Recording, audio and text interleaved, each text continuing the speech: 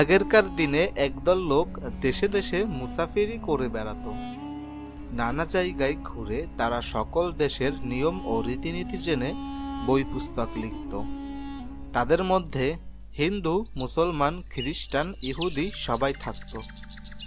ভিন্ন জাতের বলে কেউ কাউকে অবহেলা করত না। এমনই 3 মুসাফির বিদেশ ভ্রমণে বের হয়েছে। একজন ইহুদি, একজন খ্রিস্টান আর একজন মুসলমান। সেদিন তারা ঘুরতে ঘুরতে এক নতুন দেশে এসে উপস্থিত হলো। পথ চলে তারা যেমনই হয়রান তেমনই ক্ষুধায় কাতর ছিল। ততক্ষণে অনেক রাত হয়ে গেছে। গৃহস্থেরা সবাই ঘরদোর বন্ধ করে ঘুমিয়ে পড়েছে। না পেল তারা খাবার, না পেল তারা থাকার জায়গা। একটা গাছের তলায় কম্বল বিছিয়ে তারা শোয়ার জোগাড় করল। এমন সময় একটি লোক সামান্য কিছু মিঠাই এনে তাদের উপহার দিল। 3 জনেরই এত ক্ষুধা পেয়েছিল যে এই সামান্য মিঠাই ভাগ করে খেলে তাদের কারোরই পেট ভরবে না।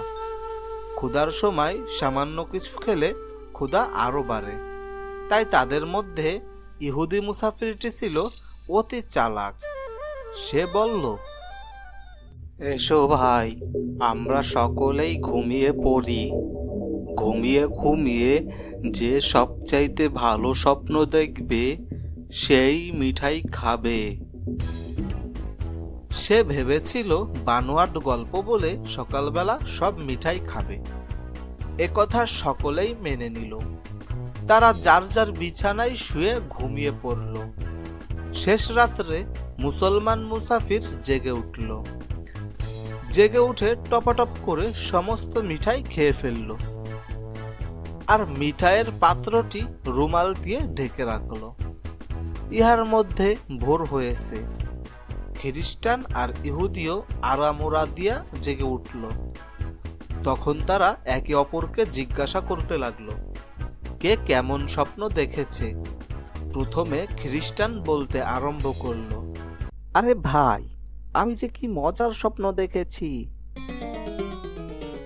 ইহুদি এগিয়ে এসে বলল, কি দেখেছো ভাই? এরপর খ্রিস্টান বলতে লাগলো, দেখলাম আমি যেন আকাশে উড়তে উড়তে সেই 4র্থ আসমানের উপর গিয়ে দাঁড়ালাম। সেখানে নবী ঈসা আলাইহিস সালাম আমার হাতটি ধরে কত কথাই না বললেন। তখন ইহুদি বলল, আমি ভাই আরো ভালো স্বপ্ন দেখেছি। কোথাকার একটা ময়ূর এসে আমাকে তার পাখায় বসিয়ে উড়িয়ে নিয়ে গেল। তারপর নানা দেশ ঘুরিয়ে আমাকে সেই কোহেতুর পাহাড়ে এনে পৌঁছে দিল। সেখানে দাঁড়িয়ে আমি আল্লাহর সঙ্গে কথা বললাম।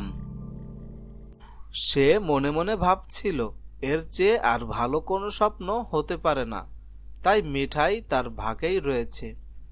এরপর তারা মুসলমান মুসাফিরকে জিজ্ঞাসা করল, বলেই ফেলো না ভাই, কেমন স্বপ্ন দেখলে?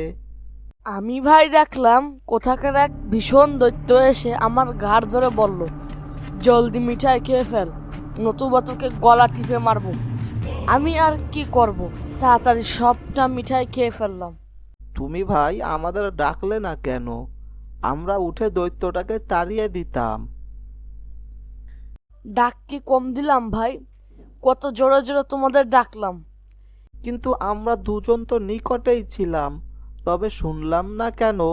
কি করে শুনবে ভাই? তোমাদের একজন ছিল সেই 4র্থ আসমানের উপরে, আর একজন ছিল সেই অত দূরে কোহিতুর পাহাড়ের উপরে।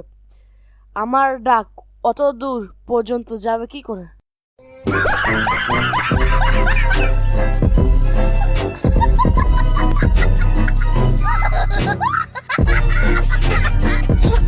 বন্ধুরা, ভিডিওটি তোমাদের কাছে কেমন লাগলো কমেন্ট করে জানিয়ে দাও।